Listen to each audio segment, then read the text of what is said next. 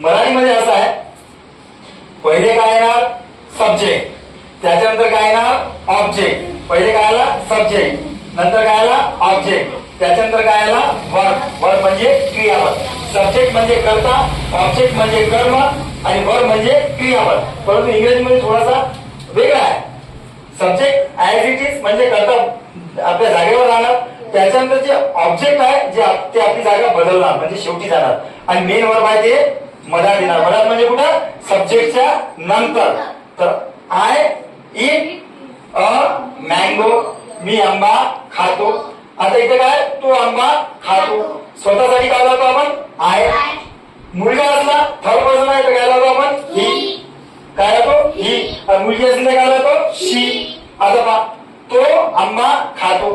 नियम काय आहे मराठीचे, पहिले येणार सब्जेक्ट, त्याच्यानंतर येणार ऑब्जेक्ट, त्याच्यानंतर येणार वर्ब.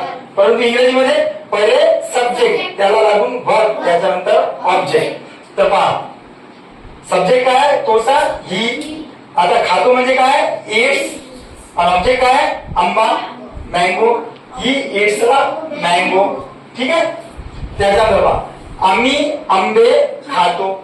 आम्ही म्हणजे काय वी, सब्जेक्ट काय वी. आता खातो काय इट, वी इट आंबे म्हणजे मँगो, वी इट मँगो.